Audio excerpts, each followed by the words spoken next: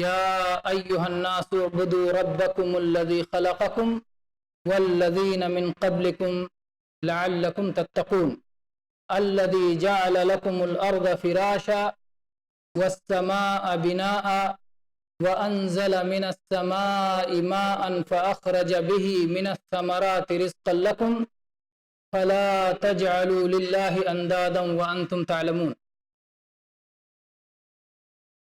ان دو آیتوں میں اللہ تعالی نے فرمایا، اے لوگو تم سب عبادت کرو اپنے اس رب کی، اس پالنہار کی جس نے تم سب کو پیدا فرمایا ہے اور ان لوگوں کو بھی پیدا کیا ہے جو تم سے پہلے گزر چکے ہیں، تاکہ تم سب بچ جاؤ، تاکہ تم سب پرہیزگار بن جاؤ۔ وہ رب، وہ مالک جس نے زمین کو تمہارے لیے بچھونا بنا دیا اور آسمان کو چھت بنا دیا اور اوپر سے تمہارے لیے پانی اتارا اور اس پانی کے ذریعے سے تمہیں پھلوں کی روزی عطا فرمائی، تو تم اللہ کے برابر کسی اور کو ہرگز نہ بناؤ، اللہ کا شریک اور ساجھی کسی اور کو ہرگز نہ بناؤ، حالانکہ تم خوب جانتے ہو، تمہیں خوب علم ہے۔ یہ وہ آیت ہے کہ جس میں اللہ تبارک و تعالیٰ نے قرآن پاک کی جو ترتیب ہے، موجودہ ترتیب ہے، مصحف کی ترتیب ہے، اس میں یہ سب سے پہلا خطاب ہے، سب سے پہلی ندا ہے، سب سے پہلے پکارا گیا ہے اللہ تعالیٰ کی طرف، یا ایھا الناس، اے لوگو۔ پہلی بار شروع سے آپ پڑھتے جائیں، سورہ فاتحہ پھر سورہ بقرہ، سب سے پہلے یہاں اللہ نے پکارا ہے اپنے بندوں کو، سارے انسانوں کو، یا ایھا الناس، اے لوگو۔ اللہ نے قرآن پاک میں طرح طرح سے پکارا ہے، کبھی ایمان والوں کو پکارا، کبھی انبیاء کو پکارا، کبھی اہل کتاب کو پکارا، کبھی کسی اور کو پکارا۔ یہ پکار یہ سارے انسانوں کے لیے، جو بھی تقسیم اس سے پہلے آئی۔ اس سے پہلے آپ جانتے ہیں کہ اللہ تعالیٰ نے اپنی کتاب کے بارے میں بتایا کہ یہ انسانوں کو رہنمائی کرنے والی کتاب ہے، پھر بتایا کہ اس کتاب کی رہنمائی کے معاملے میں لوگوں کی تین قسمیں ہو جاتی ہیں، ایک وہ ہے جو اس کی رہنمائی پہ چلتے ہیں، جو اہل ایمان ہیں، اور ایک وہ ہیں جو اس کی رہنمائی کا انکار کر دیتے ہیں، اور ایک وہ ہیں جو دونوں کے بیچ میں بھٹکتے رہتے ہیں۔ اللہ نے ان تینوں گروپوں کو سب کو مخاطب کر کے فرمایا، اے لوگو، اے انسانوں، اے آدم کی اولاد، سب کے سب کیا کرو، تمہیں کیا کرنا چاہیے جس میں تمہارا فائدہ ہے؟ اعبدوا ربکم، تم سب عبادت کرو اپنے رب کی، اپنے پالنہار کی۔ عبادت سے کوئی مستثنا نہیں ہے، جو بھی آدم کا بیٹا ہے، انبیاء ہوں ان کو بھی عبادت کرنا ہے، اولیاء ہوں ان کو بھی عبادت کرنا، سب پر فرض ہے، اور ہم اور آپ سب پر فرض ہے کہ سب عبادت کریں۔ کس کی عبادت کریں؟ عبادت کون کرے یہ متعین ہو گیا، اللہ نے ہم سب کو بنایا ہے اپنی عبادت کے لیے۔ قرآن پاک میں اللہ نے دوسری جگہ فرمایا، وَمَا خَلَقْتُ الْجِنَّ وَالْإِنسَ إِلَّا لِيَعْبُدُونَ، ہم نے جناتوں کو اور انسانوں کو سب کو اس لیے پیدا کیا ہے تاکہ وہ سب میری ہی عبادت کریں۔ تو اللہ تعالیٰ نے اسی چیز کا حکم دیا ہم کو جس چیز کے لیے ہمیں پیدا کیا ہے، اعبدو، تم سب عبادت کرو، تم سب عبادت کرو۔ کس کی عبادت کرو؟ اپنے پالنہار کی، اپنے مالک کی۔ رب کہتے ہیں جو پالنہار ہو، جو مالک ہو، جو ہمارے اندر تصرف کرنے والا ہو، ہمارے ضروریات کی تکمیل کرنے والا ہو۔ رب عربی زبان میں آپ کی ضرورتوں کے ذمہ دار کو آپ کے مالک کو کہتے ہیں۔ جیسے اگر آپ فیملی ویزا لے کے آئیں تو جو آپ کا اقامہ بنے گا، تو آپ کی فیملی کا جو ویزا ہوگا، بچوں کا جو ویزا ہوگا، ان کے اوپر آپ کا نام رہے گا، لکھا رہے گا رب الاسرہ، اس فیملی کا مالک، اس فیملی کی دیکھ ریکھ کرنے والا، اس فیملی کی ضرورتوں کو پوری کرنے والا، ان کی ضرورتوں کو ذمہ دار، ان کو گھر دینے کا ذمہ دار کون ہے، ان کے علاج کا ذمہ دار کون ہے، ان کے کھانے پینے کا ذمہ دار کون ہے؟ تو رب الاسرہ آپ فیملی کا رب ہے۔ یہ ہے عربی میں رب کا معنی، یعنی جو مالک ہے، جو آپ کی ضرورتوں کا پوری کرنے والا ہے۔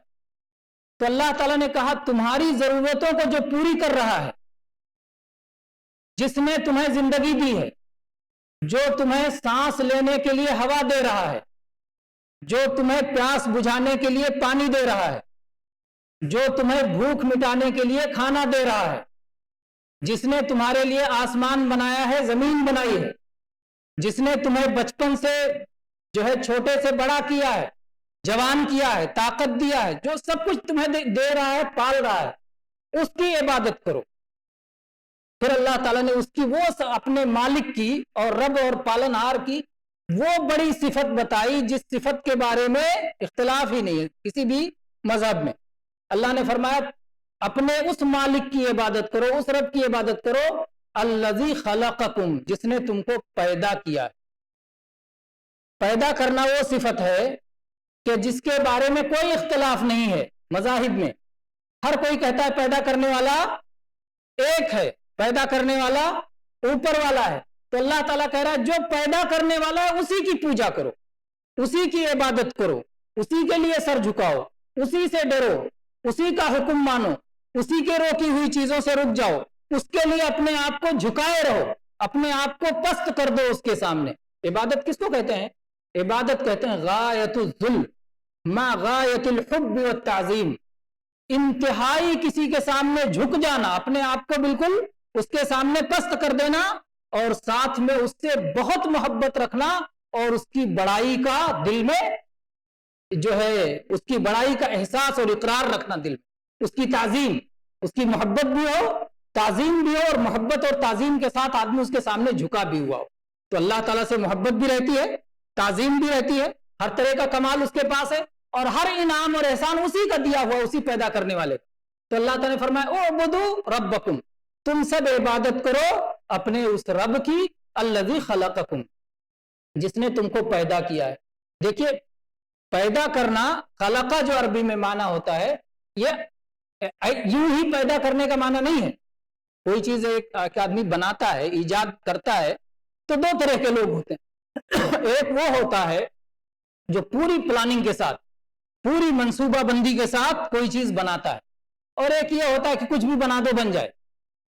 उसकी मिसाल बाज़ उलमा ने समझाया है कि जैसे आप रेडीमेड कपड़ा खरीद के पहन लें। रेडीमेड जिसने बनाया था उसने आपके लिए नहीं बनाया, किसी भी एक इंसान के लिए बना दिया जो भी इसको पहनेगा। लेकिन जब आपने पहना तो आप पे फिट हो रहा है, कहीं ढीला हो रहा है, कहीं लंबा हो रहा है, कहीं तंग हो रहा है, आपकी जरूरत के मुताबिक नहीं है। लेकिन अल्लाह ने जब ये कायनात बनाई है, जब हमको और आपको पैदा किया, तो ऐसा नहीं पैदा किया है कि कैसे भी पैदा कर दो, नहीं। जैसे एक आदमी बाकायदा आपके जब सिलाई करता है आपके कपड़े की, पूरी तरह से प्लानिंग करके, नाप करके, कटिंग करके, यहां इतना छोटा करना है, यहां इतना बड़ा करना है। ऐसे दूसरी चीजों की मिसाल ले लीजिए, मैंने एक चीज की मिसाल दी कि जो पूरी मंसूबाबंदी। तो ऐसे अल्लाह ताला ने जब इंसान को बनाया, पैदा किया, तो सारी चीजों का, छोटी बड़ी चीजों का अंदाजा करके और मंसूबा के साथ उसकी जरूरतों का लिहाज करके अल्लाह ने पैदा किया। जो अल्लाह ने दूसरी जगह फरमाया खलका फसव्वा वल्लज़ी खलका फसव्वा वल्लज़ी क़द्दरा फहदा, बनाया बराबर ठीक ठीक बनाया, जरूरत के मुताबिक बनाया। तो अल्लाह जिसने तुमको पैदा किया है और तुम्हें जहां आंख होनी चाहिए वहीं आंख लगाया है, जहां नाक होना चाहिए वहीं नाक लगाया है, जहां होंठ होना चाहिए वहीं होंठ लगाया है, उंगलियां जिस तरह छोटी बड़ी होनी चाहिए, जिस तरह उसमें पोर होना चाहिए, जिस तरह उसमें नाखून होना चाहिए, जिस तरह उसका हुस्न भी है, उसमें हुस्न जमाल के साथ में जरूरियात की तकमील भी है, ये सब का लिहाज करके जिसने पैदा किया है, उस पैदा करने वाले रब की इबादत करो। वो पैदा करने वाला जिसके बारे में कोई इख्तिलाफ नहीं है, सब कहते हैं पैदा करने वाला एक है, पैदा करने वाला एक है, दो पैदा करने वाला कोई नहीं मानता। मेरा पैदा करने वाला, आपका पैदा करने वाला, सबका पैदा करने वाला एक है, और वो अल्लाह की जात है। हल मिन खालिकिन गैरुल्लाह, अल्लाह ताला पूछता है कि अल्लाह के सिवा भी कोई पैदा करने वाला है? अफलम यखलुक अफमन यखलुक कमन ला यखलुक, क्या जिसने पैदा किया हो और जिसने ना पैदा किया हो दोनों बराबर हो सकते हैं? नहीं, दोनों बराबर नहीं हो सकते। एक ने पैदा किया है तो पैदा करने के बाद फिर वो आपका पालनहार भी है, पालन पैदा करके यूं छोड़ नहीं दिया, पैदा करने के बाद आपकी हर छोटी मोटी, छोटी बड़ी जरूरत का जिम्मेदार उसे पूरा कर रहा है। وہ جس نے آپ کی جسمانی ضرورتوں کو پورا کیا ہے، آپ کے زندہ رہنے کے لیے سانس اور پانی اور غذا، ہوا پانی غذا ساری چیزیں مہیا کی ہیں، کیا یہ ناممکن تھا کہ وہ آپ کی اس ضرورت کے لیے جس مقصد سے دنیا بنائی ہے اس کے لیے نبی نہیں بھیجے گا؟ اس نے اس ضرورت کا بھی لحاظ کیا ہے اور اس کے لیے اپنے انبیاء بھیجے ہیں تاکہ وہ بتائیں کہ بندہ عبادت کرے اور کیسے عبادت۔ تو اے لوگوں تم سب عبادت کرو، اپنے رب کی عبادت کرو۔ یہ نہیں بتایا گیا کہ رب ہے۔ بہت سارے لوگ کہتے ہیں ساری محنت ان کی اس پہ ہوتی ہے کہ کوئی نہ کوئی رب ہے، کوئی نہ کوئی مالک ہے، کوئی نہ کوئی پیدا کرنے والا ہے، یہ بتانے کی بہت سارے لوگوں کی محنت ہوتی ہے۔ قرآن پاک میں اللہ نے جو پہلا حکم دیا اس میں یہ سب نہیں بتایا، ڈائریکٹ کہا کہ جس کو رب مانتے ہو، جس کو پالنہار مانتے ہو، جس کو پیدا کرنے والا مانتے ہو، اسی ایک کی عبادت کرو۔ اللہ نے نہیں کہا کوئی پالنہار ہے، کوئی اس دنیا کا بنانے والا ہے، اس لیے کہ یہ ہماری فطرت میں سب سے زیادہ جو چیز معروف ہے وہ یہ ہے کہ ہم نے اپنے آپ کو خود پیدا نہیں کیا ہے۔ کوئی کہے کہ میں نے خود اپنے آپ کو پیدا کیا، اپنے آپ کو کہے میں نے خود پیدا کیا، کوئی ایسا نہیں۔ اور ہم بلا بنانے والے کے پیدا بھی نہیں ہوئے ہیں، اس کی بے شمار دلائل ہیں، اس کے بے شمار دلائل ہیں۔ جو بھی عقل مند ہے ان دلائل کو دیتے ہیں، سمجھاتے ہیں، بتاتے ہیں، اور وہ فطری دلائل ہیں، اور وہ عقلی بھی دلائل ہیں، اور وہ سمعی بھی دلائل ہیں، اور حسی بھی دلائل ہیں، ہر طرح کے دلائل موجود ہیں۔ چنانچہ امام مالک رحمت اللہ علیہ سے جب کسی نے پوچھا کہ اللہ کے موجود ہونے کی دلیل کیا ہے، تو امام مالک نے کہا ہر ایک کی زبان الگ الگ، ہر ایک کی آواز الگ الگ، ہر ایک کا نغمہ الگ الگ، ہر ایک کی پہچان الگ الگ۔ کیوں دو لوگوں کی آواز ایک جیسے نہیں ملتی؟ کیوں دو لوگوں کے زبان ایک جیسے نہیں ملتی؟ یہ سب اللہ کی نشانی ہے۔ سمجھنے والے کو سمجھ میں آ گیا کہ یہ کیسے ہو سکتا ہے کہ اتنی بڑی تعداد میں آدم کے اولاد پیدا ہو رہے ہیں اور سب کی آواز اور نغمے اور بولی سب الگ الگ ہے، سب کی پہچان بنی ہوئی۔ یہ کوئی ایک پیدا کرنے والا ہے جس نے اس طرح بنایا ہے ہر ایک۔ امام ابو حنیفہ رحمہ اللہ سے پوچھا گیا، ان کے سامنے کچھ وہ تھے جو انکار کرتے تھے کہ کوئی پیدا کرنے والا نہیں۔ امام حنیفہ رحمہ اللہ سے پوچھا کہ آپ بتائیے کہ کوئی پیدا کرنے والا ہے؟ کہا چھوڑو یار، ایک مسئلہ ہے جو میرے ذہن بہت پریشان کیے ہوئے۔ کہا کیا مسئلہ ہے؟ کہا کہ کچھ لوگ میرے پاس آئے، وہ بتانے لگے کہ ایک جگہ دریا میں ایک کشتی ہے اور اس میں سامان بھرے پڑے ہیں، اور وہ کشتی خود بخود دریا کے اس پار آتی ہے اور لوگ اپنی ضروریات کے سامان لے لیتے ہیں، پھر اس کے بعد چل کے چلی جاتی ہے، اور راستے میں جب موجیں آتی ہیں تو موجوں سے بچ کے نکل جاتی ہے، اور اس میں کوئی چلانے والا نہیں، اس کا کوئی دیکھ ریکھ کرنے والا نہیں۔ وہ کشتی اسی طرح کبھی دریا کے اس پار آتی ہے، کبھی اس پار آتی ہے، لوگوں کی ضروریات پوری کرتی ہے، نہ کوئی ملاح ہے، نہ کوئی منتظم کار ہے۔ یہ خبر جب سے میں نے سنی ہے میں پریشان ہوں۔ تو ان لوگوں نے کہا، جس نے سوال پوچھا تھا کہ اس کائنات میں کوئی رب ہے کہ نہیں، کہا عجیب بات ہے، آپ کیسی بات کہتے ہیں؟ کوئی عقل مند ایسے مان سکتا ہے کہ ایک کشتی دریا میں خود بخود چل رہی ہو، ادھر سے ادھر آتی ہو، ادھر سے ادھر آتی ہو؟ یہ کوئی ماننے کی چیز ہے؟ اس میں آپ کیوں پریشان ہیں؟ امام حنیفہ رحمہ اللہ نے کہا جب ایک چھوٹی سی کشتی خود اپنے طور پہ نہ آ سکتی ہے، نہ جا سکتی ہے، نہ سامانوں کو ادھر، نہ تھپیڑوں سے لڑ سکتی ہے، اس کو ملاح کی ضرورت ہے، اس کو منتظم کی ضرورت ہے۔ تو اتنی بڑی کائنات، یہ سورج روز وقت پہ نکل رہا ہے، وقت پہ ڈوب رہا ہے، چاند اس طرح نکلتا ہے، چھوٹا ہوتا ہے، بڑا ہوتا ہے، پورا ہوتا ہے، پھر چھوٹا ہونا شروع ہو جاتا ہے، اس طرح تارے نکلتے ہیں، اس طرح دن اور رات کی آمد ہے، یہ ساری چیزیں خود بخود کیسے ہو گئیں؟ تو امام ابو حنیفہ رحمہ اللہ نے اس کو خاموش کر دیا۔ اسی طرح سے امام شافعی رحمہ اللہ سے پوچھا گیا، امام شافعی رحمہ اللہ سے پوچھا گیا کہ اللہ کے وجود کی کیا دلیل؟ امام شافعی رحمہ اللہ نے کہا کہ ایک توت کا درخت ہے، توت کا درخت ہے، اس میں کیا ہوتا ہے، توت کا کیا، وہ اس کا پتا کھاتا ہے، اس سے وہ ریشم پیدا کرتا ہے۔ اسی توت کے پتے کو جب شہد کی مکھی کھاتی ہے تو وہ شہد پیدا کرتی ہے۔ اسی توت کے پتے کو جب ہرن کھاتا ہے تو ہرن کے میں سے مشک نکلتا ہے، جس کی خوشبو سب سے اعلیٰ اور پاکیزہ خوشبو ہے۔ اور اسی توت کے پتے کو جب ایک بکری کھاتی ہے، ایک اونٹ کھاتا ہے، تو ان سے خالی لید نکلتا ہے، گوبر نکلتا ہے۔ گائے کھاتی ہے تو گوبر نکلتا ہے۔ یہ فرق کس نے کیا ہے؟ ایک ہی پتا، کھائے مختلف اور سب سے نتیجہ مختلف نکلے، کیوں ایسا ہے؟ یہ اللہ ہے جو یہ سب کر رہا ہے، ایک ہے پیدا کرنے والا۔ امام احمد بن حنبل رحمہ اللہ، ان سے کسی نے پوچھا कहा कि आप ये बताइए कि अल्लाह के वजूद की क्या दलील है। इमाम अहमद रहमहुल्लाह ने कहा कि मैंने एक बहुत खूबसूरत चीज देखी, एक किला जैसा, बंद है चारों तरफ, कहीं कोई सुराख नहीं, हवा जाने की भी गुंजाइश नहीं है, सफेद चमकदार रोशन, और उसके अंदर खूब सुनहरा बेहतरीन अंदर भी है, लेकिन अंदर और बाहर का कोई रिश्ता नहीं है, कहीं कोई सुराख नहीं, हवा जाने की गुंजाइश नहीं। कुछ दिनों के बाद हम देखते हैं कि उस किला से एक जानदार जो सुनता भी है बोलता भी है उस किला से निकल के बाहर आता है, खूबसूरत है, चहचहाता है। क्या ये अल्लाह की निशानी नहीं है? क्या चीज है, समझ पाए क्या है? अंडा, अंडा सफेद ऊपर से चमकदार, अंदर सुनहरा, जर्दी है, कोई रास्ता नहीं है ऊपर और अंदर का, नहीं कोई सांस हवा लेने की कोई जगह नहीं है। उसको आप चाहे उबाल के खा लें, कुछ नहीं हुआ। उसके बाद उसी अंडे के अंदर फिर एक चूजा निकलता है, निकल के आता है, देखता है, सुनता है, बोलता है, उड़ता है। ये अल्लाह की निशानी नहीं है? ये अल्लाह की बहुत बड़ी निशानी है। ऐसे आप बेशुमार अहले इल्म, बेशुमार अक्लमंदों की चीजें आप देखेंगे। कुरान पाक में बेशुमार ऐसी चीजें, ऐसी निशानियां बताई गई हैं जिसमें अल्लाह के वजूद की बड़ी बड़ी निशानियां। इसीलिए अंबिया ये समझाने आते ही नहीं थे, अंबिया इससे आगे की बात बताते थे।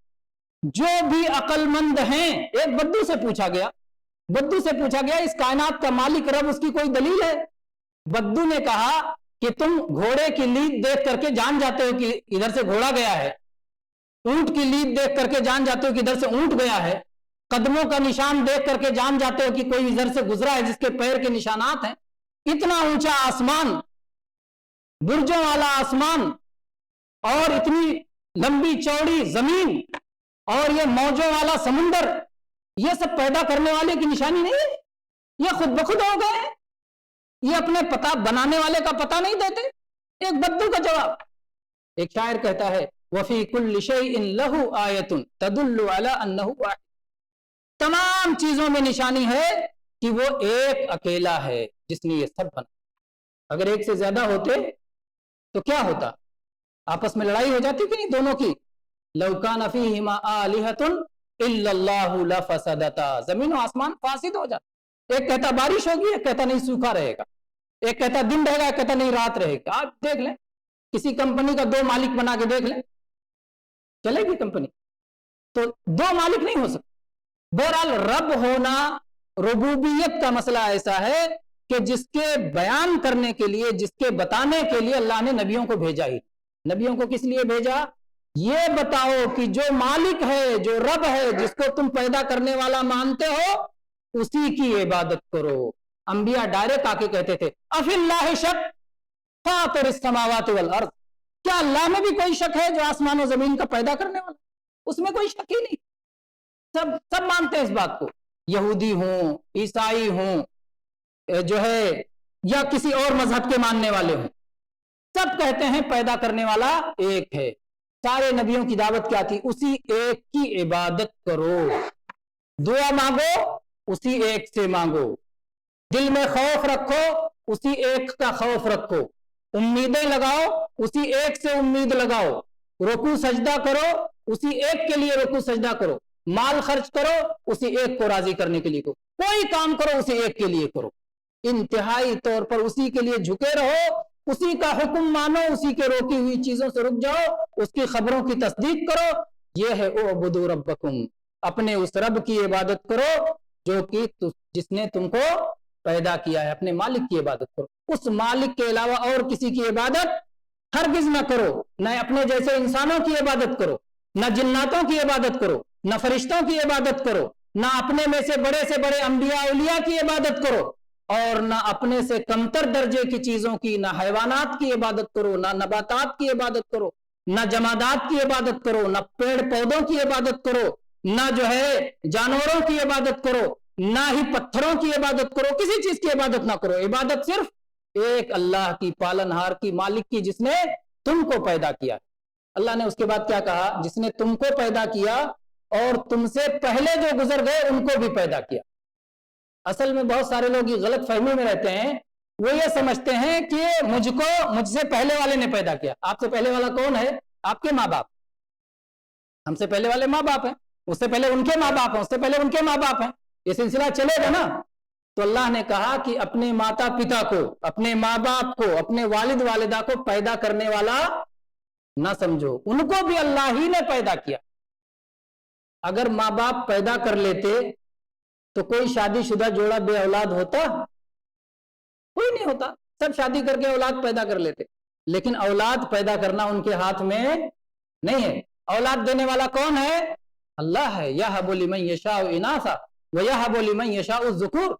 اللہ جسے چاہتا ہے لڑکیاں دیتا ہے، جسے چاہتا ہے لڑکے دیتا ہے، جسے چاہتا ہے لڑکے لڑکیاں دونوں دیتا ہے، جسے چاہتا ہے کوئی کچھ نہیں، نہ لڑکے دیتا ہے نہ لڑکیاں۔ یہ اللہ کی مرضی ہے، یہ اللہ کی شان ہے۔ تو پیدا کرنے والا صرف اللہ ہے۔ اے لوگو تم سب عبادت کرو اپنے اس مالک کی، اپنے اس پالنہار کی جس نے تم کو پیدا کیا اور تم سے پہلے جو ہیں ان کو بھی پیدا کیا ہے۔ یہ سلسلہ جو چل رہا ہے ماں باپ کا، یہ سلسلہ کہاں جا کے ختم ہو جاتا ہے؟ یہ جا کے آدم علیہ السلام پر ختم ہو جاتا ہے۔ ان کو اللہ نے بنایا اپنے ہاتھوں سے اور اس کے بعد یہ پورا سلسلہ جاری کر دیا۔ تو اللہ ہی نے سب کو پیدا کیا ہے، اولین آخرین جو قیامت تک آئیں گے سب کو اللہ نے پیدا کیا۔ تو عبادت کے لائق وہی ذات ہے جس نے پیدا کیا ہے، اور جس نے پیدا نہیں کیا وہ عبادت کے لائق نہیں ہے۔ یہ ہے فرق، کس کی عبادت کی جائے کس کی نہ عبادت۔ اسی کی عبادت کی جائے جس نے پیدا کیا ہے، اور جو پیدا کیا ہے وہی موت بھی دینے والا ہے۔ تو اے انسانوں، اللہ نے ساری انسانیت کو مخاطب کیا، اے انسانوں اس کی عبادت کرو جس نے تم کو پیدا کیا ہے اور تم سے پہلے لوگوں کو بھی پیدا کیا ہے۔ جب اللہ تعالیٰ نے کہا عبادت کرو، یہ حکم ہے اللہ کا۔ عبادت کیسے کریں اس کا جواب بھی کہاں سے ملے گا؟ اسی اللہ سے۔ اپنی مرضی کے مطابق عبادت نہیں ہوگی، عبادت اللہ کے ذریعے بتائے ہوئے طریقے کے مطابق ہی ہوگی۔ وحی کے ذریعے سے اللہ نے بتایا ہے۔ وحی کس پر آتی تھی؟ انبیاء پر۔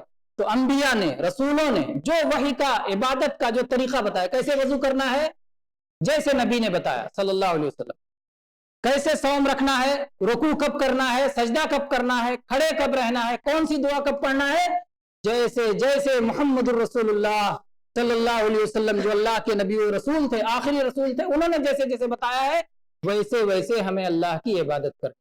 اگر اپنی مرضی کے مطابق کر لیے، مالک کی مرضی کے مطابق نہیں کیے تو قبول ہوگی عبادت؟ قبول نہیں ہوگی۔ یہیں سے یہ مسئلہ بھی معلوم ہوتا ہے کہ ہمیں علم حاصل کرنا، کیونکہ جب تک علم نہیں حاصل ہوگا تب تک پتہ ہی نہیں ہوگا کہ اللہ کی عبادت کیسے کریں گے، ہماری زندگی کا مقصد کیا ہے اور اس مقصد کو کیسے پورا کریں گے۔ اللہ کا حکم ہے عبادت کرو، عبادت کیسے کریں گے یہ علم کے ذریعے حاصل ہوگا۔ اور یہیں سے مسئلہ بھی معلوم ہو جاتا ہے کہ بدعتیں اللہ کو پسند نہیں ہیں۔ اللہ نے ایک نبی کو بھیجا، اس کو بتا دیا عبادت کا طریقہ میرے بندوں کو سکھا دو۔ اب عبادت کے طریقے ہم اپنی طرف سے ایجاد نہیں کر سکتے کہ پتہ چلے ہر نیا شخص آئے اور جو اس کی کھوپڑی میں آئے وہ ایک نئی چیز لے آئے کہ اس طرح سے اللہ کو راضی کرو۔ نہیں، اللہ کو راضی کرنے کا کیا طریقہ ہے، اللہ کی عبادت کا، اس کے سامنے جھکنے کا عبادت کا کیا طریقہ ہے، اللہ نے اپنے نبیوں کے ذریعے سے اس کو بھیج کر کے بتا دیا ہے۔ اس لیے وہی طریقہ ہمیں اپنانا چاہیے۔ اللہ تعالیٰ نے فرمایا یا ایھا الناس اعبدوا ربکم، اے انسانوں تم سب عبادت کرو اپنے رب کی، اپنے پالنہار کی جس نے تم کو پیدا کیا اور تم سے پہلے لوگوں کو پیدا کیا، لعلکم تتقون، تاکہ تم سب بچ جاؤ۔ اللہ نے سب کو کہا عبادت کرو۔ بہت سارے لوگ جو یہ سمجھنے لگتے ہیں کہ یہ تو پہنچا ہوا ہے، اب اس کو عبادت کرنے کی ضرورت نہیں، اس سے صلاح معاف ہو گئی، یہ تو بڑا پہنچا ہوا ہے۔ ایسا کوئی ہے کائنات میں؟ کوئی نہیں ہے جو پہنچا ہوا ہو۔ اللہ تعالیٰ کہتا ہے اے انسانوں تم سب عبادت کرو۔ تو جو بھی انسان ہے اور عقل اس کی باقی ہے، عقل جب اٹھ جاتی ہے، ختم ہو جاتی ہے تو اللہ معاف کر دیتا ہے۔ انسان کے پاس عقل ہی نہیں۔ عقل جانتے ہیں عقل کا معنی کیا ہوتا ہے؟ عقل کا معنی ہوتا ہے باندھنے والی چیز۔ عقال ہے نا، عقال سر پہ باندھے رہتے ہیں۔ عقل انسان کو باندھ دیتی ہے کوئی غلط کام کرنے سے، روک دیتی۔ تو اگر کسی کے پاس عقل ہوگی تو وہ بچنے کا سامان کرے گا۔ کس سے بچنے کا؟ पैदा करने वाले मालिक की नाराजगी से बचने का सामान करे। वो जो पैदा करने वाला उसने पैदा किया है, वो पाल रहा है, वो आपको सब कुछ दे रहा है, वही मालिको मुतसर्रिफ है, वो नाराज ना होने पाए। अगर अक्ल है तो इंसान उसकी नाराजगी से बचेगा। तो अल्लाह ताला ने फरमाया लअल्लकुम तत्तकून, ताकि तुम उस रब की नाराजगी से बच जाओ, ताकि तुम जहन्नम के अजाब से बच जाओ, ताकि तुम दुनिया के मुश्किलात से बच जाओ, ताकि तुम इज़्तिराब और बेचैनी से बच जाओ। अल्लाह ने कहा तत्तकून, बच जाओ। बच जाओ, किस चीज से बच जाओ जिक्र नहीं किया। इसका मतलब जो जो चीजें भी बचने की हैं सब से बच जाओगे। जो शख्स अल्लाह की इबादत में कामिल होगा वो हर तरह की परेशानियों से बचेगा, सिवाय इसके जो अल्लाह चाहे। अल्लाह ताला परेशानियों को दे करके उसका भला करता है, कांटा चुभता है, सवाब मिलता है, बीमारी आती है, गुनाह माफ होते हैं, दर्जे बुलंद होते हैं। तो ये भी एक तरह का बचाव ही है, ये बचाव के खिलाफ नहीं है। तो अल्लाह ताला ने फरमाया ऐ लोगो, ऐ इंसानों, तुम सब इबादत करो अपने उस पालनहार की, अपने उस रब की, अपने उस मालिक की जिसने तुम्हें पैदा किया है और तुमसे पहले के लोगों को भी पैदा किया है, ताकि तुम सब परहेजगार बन जाओ, ताकि तुम सब बच जाओ। और फिर अल्लाह ताला ने अब उस रब की कुछ और पहचान भी बताई, कुछ और निशानियां भी और कुछ और एहसानात भी बताए, ताकि जिन एहसानात का तकाजा यह है कि हम उसका शुक्राना अदा करते हुए उसकी इबादत में लगे रहें। अल्लाह ने बताया अल्लज़ी जअल लकुमुल अर्ज़ फिराशा, वो रब वो है कि जिसने तुम्हारे लिए जमीन को बिछौना बना दिया है। बिछौना जब आप बिछाते हैं तो किस लिए बिछाते हैं? ताकि आपको राहत मिले, ताकि आराम मिले। तो अल्लाह ताला ने जमीन को तुम्हारे राहत और आराम के मुताबिक बनाया है, एक जगह से दूसरी जगह चल सको, खेती करना चाहो तो कर सको, उस पर बिल्डिंग बनाना चाहो तो बना सको, है ना, उस पर कोई चीज तामीर करना चाहो तामीर कर सको। तो अल्लाह ताला ने तुम्हारी जरूरियात, तुम जहां चाहो वहां कुआं खोद के पानी निकाल सको, खेती करना चाहो खेती कर सको, पेड़ लगाना चाहो पेड़ लगा सको। तो जो तुम्हारी जरूरियात हैं उन जरूरियात को मुकम्मल करने के मुताबिक अल्लाह ने तुम्हारी राहत के लिए जमीन को बनाया। अल्लज़ी जअल लकुमुल अर्ज़ फिराशा, अल्लाह ने तुम्हारे लिए जमीन को बिछौना बनाया, तुम्हारी राहत का सामान इसके अंदर कर दिया जमीन के लिए। और भी अल्फाज अल्लाह ने कुरान पाक में बताए हैं, उन सब चीजों को जमा किया जाए तो जमीन की नेमतों का और अल्लाह ने क्या क्या अपनी कुदरत से और हमारे किस किस फायदे के लिए जमीन बनाई है, उन सब सारी चीजों का इल्म हो जाता है। इसी तरह फरमाया वस्समा बिनाआ, और आसमान को छत बनाया। छत हम कैसा देखना चाहते हैं? जो मजबूत हो, ऐसा ना हो कि इधर से टूट के गिर रहा है और उधर से टूट के गिर रहा है। अगर ऐसी छत हो तो कोई आराम की नींद नीचे सो पाएगा? अल्लाह ने आसमान के बारे में बताया सबअन शिदादा, 7 मजबूत आसमान। वस्समा बनैनाहा बिअयदिन व इन्ना लमूसिऊन, अल्लाह ने कहा हमने पूरी ताकत के साथ आसमान को बिला खंभों के आसमान को बनाया, निहायत मजबूत आसमान को बनाया है। किसी को किसी तरह का डर नहीं होना चाहिए कि आसमान कहीं से फट पड़ेगा, कहीं गिर पड़ेगा। हाँ, अल्लाह ताला जब चाहेगा तो आसमान फट पड़ेगा, जब क़यामत आएगी तो दरवाजे हो जाएंगे, आसमान को अल्लाह ताला खत्म कर देगा जब चाहेगा, क़यामत लाना चाहेगा। लेकिन उससे पहले अल्लाह इत्मीनान दिला रहा है कि मेरी जमीन पे आराम से रहो, मेरे आसमान के नीचे आराम से रहो, मेरी इबादत करो, मेरी इबादत करो, जिसने आसमान को तुम्हारे लिए छत बनाया है। व अंज़ला मिनस समाई माअन, और आसमान से बारिश उतारा है। अरबी में समा कहते हैं जो भी ऊपर हो आपके, उसको आसमान कहते हैं। समा का ऊपर से अल्लाह ने बारिश उतारा है। अल्लाह ताला चाहता तो ऊपर से नहीं उतारता, जैसे नीचे जमीन में दरिया है वही पानी काफी हो जाता, लेकिन उसका नुकसान फिर क्या होता? पहाड़ों पे पानी कैसे पहुंचता? जो ऊंचाई पे है, जमीनें कहीं ऊंची हैं कहीं नीची हैं, हर जगह पानी कैसे पहुंचता? तो अल्लाह ने इसका ऐसा अच्छा इंतजाम किया कि ऊपर से बारिश बरसाई, पानी को ऊपर से उतारा। और ऊपर से उतारने का कई तरीका हो सकता था। एक तरीका तो वो है जो अल्लाह ने रखा है, यानी कतरे कतरे टपकते हैं। अगर जैसे मुंह खोल दिया जाए किसी चीज का, एक बैग पानी गिरे, मशक का मुंह खोल दिया जाए, पूरी बाल्टी से गिरा दिया जाए एक साथ पूरी ताकत से, उस तरह पानी अगर गिरता तो क्या होता? सिर्फ सुनामी आती, हमारी जरूरियात इंसान खत्म हो जाते, जो मकसद था वो पूरा नहीं होता, जिंदगी के जो मकासिद हैं। तो अल्लाह ने इस तरह बारिश उतारी کہ بالکل قطرے قطرے گرتے ہیں، کبھی اللہ تعالیٰ اس کو تیز کر دیتا ہے، کبھی کم کر دیتا ہے، اللہ تعالیٰ کی حکمت ہے. لیکن عام طور پہ اللہ تعالیٰ نے اس طرح سے پانی اتارا، اوپر سے بارش برسائی. اللہ نے فرمایا فَأَخْرَجَ بِهِ مِنَ الثَّمَرَاتِ رِزْقًا لَكُمْ، اللہ نے اس پانی کے ذریعے سے تمہارے لیے رزق کے طور پر، کھانے کے طور پر پھلوں کو پیدا کیا. کس نے پیدا کیا؟ اللہ نے. کس کے ذریعے پیدا کیا؟ پانی کے ذریعے سے. اللہ نے اس دنیا کو اسباب پر بنایا ہے. دیکھیے سبب بتایا، کہا پودے اگتے ہیں، پھلوں میں، پیڑوں میں پھل آتا ہے، پودوں میں دانے نکلتے ہیں، یہ پانی سے نکلتے ہیں. لیکن پانی میں نہیں نکالا ہے. کس نے نکالا ہے؟ اللہ نے نکالا ہے. سبب کو صرف یاد رکھو اور جس نے سبب بنایا ہے اس کو بھول جاؤ، ایسا نہیں ہونا چاہیے. اگرچہ بہت ساری چیزیں اسباب پہ ہیں. دوا کھائے شفا ہو گئی تو کہو دوا نے اچھا کر دیا یا ڈاکٹر نے اچھا کر دیا. اللہ نے شفا دی. کتا بھونکا، اس وجہ سے گھر میں چور نہیں جا پایا. کتا کے بھونکنے کی وجہ سے چوری سے بچ گئے کہ اللہ نے کتے کے بھونکنے کی وجہ سے اس کو سبب بنایا، ذریعہ بنایا تاکہ گھر والے جاگ جائیں اور چور بھاگ جائے. ڈرائیور بڑا ماہر تھا اس لیے ایکسیڈنٹ سے بچ گئے. ڈرائیور کی مہارت کی وجہ سے نہیں بچے.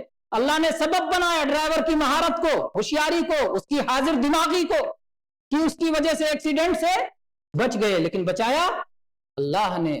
تو اسباب کو بنانے والا، اسباب کا پیدا کرنے والا کون ہے؟ اللہ ہے. تو اللہ نے یہی چیز یہاں سکھائی فَأَخْرَجَ بِهِ مِنَ الثَّمَرَاتِ رِزْقًا لَكُمْ. اللہ نے اس پانی کے ذریعے سے تمہیں پھلوں کا رزق عطا کیا، تمہیں دانوں کا رزق عطا کیا. اور ان پھلوں اور دانوں پہ اگر آپ غور کریں تو اللہ کی بے شمار نشانیاں آپ کے پاس آ جائیں گی. سیب کا پھل دیکھ لیں، کیلا دیکھ لیں، انگور دیکھ لیں، انجیر دیکھ لیں، پھلوں کی گنتی کر لیں، پھر دانوں کی گنتی کر لیں کیسے کیسے دانے اللہ نے بنائے. سب میں اللہ تعالیٰ کی نشانیاں ہیں، اس کی نعمتیں ہیں، اس کی قدرت کا مظہر ہے. اللہ نے جب یہ سب تھوڑی سی نعمتیں بتائیں، زمین، آسمان، بارش، پھل، رزق، جس نے پیدا کیا ہے، پیدا کرنے کے بعد یوں ہی بیکار نہیں چھوڑا، یہ ساری چیزیں آپ کے لیے کیا ہے، اس مالک کی عبادت کرو. اللہ نے فرمایا. اور پھر بعد میں فرمایا اسی بات کو فَلَا تَجْعَلُوا لِلَّهِ اندادا، اس اللہ کے لیے جس کی عبادت کا تمہیں حکم دیا جا رہا ہے، کسی کو اس کے برابر نہ بناؤ، کسی کو اس کا شریک نہ بناؤ، کسی کو اس کا ساجھی نہ بناؤ. اللہ نے کافروں کے بارے میں یہی تو کہا بَلِ الَّذِينَ كَفَرُوا بِرَبِّهِمْ يَعْدِلُونَ، جو لوگ کافر ہیں وہ دوسروں کو اللہ کے برابر کر دے. جتنی محبت اللہ سے ہونی چاہیے کسی اور سے بھی اتنی محبت کرنے لگتے. جتنا ڈر اللہ سے ہونا چاہیے اتنا ڈر کسی اور کا بھی رکھ لیتے ہیں. جس طرح سے اللہ کے لیے سجدہ کرنا چاہیے اسی طرح دوسرے کے لیے بھی سجدہ کرنے لگتے ہیں. جس طرح سے اللہ کے گھر کا صرف طواف کرنا چاہیے دوسری کسی اور جگہ جا کے طواف کرنا شروع کرتے. اللہ نے فرمایا فَلَا تَجْعَلُوا لِلَّهِ اندادا وَأَنْتُمْ تَعْلَمُونَ، تم سب جانتے ہو کہ رب وہی ہے، مالک وہی ہے، خالق وہی ہے، رازق وہی ہے، اس کے بعد بھی اللہ کا کسی کو ہمسر بناتے ہو، کسی کو اللہ کے برابر کر دیتے ہو. اللہ کے نبی کریم صلی اللہ علیہ وسلم سے پوچھا گیا، عبداللہ ابن مسعود رضی اللہ عنہ کی حدیث ہے متفق علیہ، کہ اللہ کے نبی سب سے بڑا گناہ کیا ہے؟ ایُّ ذنب اعظم، سب سے بڑا گناہ کیا ہے اس دنیا میں؟ اللہ کے نبی صلی اللہ علیہ وسلم فرمایا ان تجعل للہ ندا وہو خلقک، اللہ کے برابر کسی اور کو بنا لو جبکہ اس نے تنہا تمہیں پیدا کیا. اللہ نے اکیلے پیدا کیا اور اس کے بعد کسی کو اللہ کے برابر کر دیتے. ایک شخص آیا اور اس نے اللہ کے نبی صلی اللہ علیہ وسلم سے کہا، محمد صلی اللہ علیہ وسلم سے کہا، کیا کہا؟ کہ جو اللہ چاہے اور اے محمد صلی اللہ علیہ وسلم آپ چاہیں، جو اللہ چاہے اور محمد صلی اللہ علیہ وسلم چاہیں. اللہ اور رسول کو برابر کر دیا. اللہ کے نبی نے خاموشی سے سن لیا؟ نہیں سنا، کیونکہ اللہ کے نبی توحید سکھانے کے لیے آئے تھے، اللہ کی شان سکھانے کے لیے آئے تھے. اللہ کے نبی نے فرمایا اجعلتنی للہ ندا، ایک روایت میں اجعلتنی واللہ عدلا، کہ مجھ کو اور اللہ کو برابر کر دیا. قل ما شاء اللہ وحدہ، یہ کہو جو صرف اللہ چاہے وہ ہوگا. محمد صلی اللہ علیہ وسلم کے چاہنے سے بھی نہیں ہوگا جب تک اللہ نہ چاہے. اللہ چاہے گا تو ہوگا. وما تشاءون الا ان یشاء اللہ، اللہ چاہے گا تو پھر کچھ ہوگا، اللہ نہیں چاہے گا تو کچھ نہیں. تو یہ ہمیں توحید جاننا ہے میرے بھائی. اللہ سب سے زیادہ جاننے والا، اللہ سب سے زیادہ قدرت والا، اللہ سب سے بڑا، اسی کے لیے ہمیں جھکنا چاہیے، اسی کی عبادت کرنی چاہیے، سب سے زیادہ محبت اسی کی ہونی چاہیے، سب سے زیادہ تعظیم اس کی ہونی چاہیے، اور اس کے علاوہ جو بھی ہیں سب کو اللہ سے چھوٹا ہونا چاہیے، سب کو اللہ سے پست ہونا چاہیے، سب کو اللہ کے سامنے جھکا ہوا ہونا چاہیے۔ وآخر دعوانا ان الحمد للہ رب العالمین صلی اللہ علی نبینا۔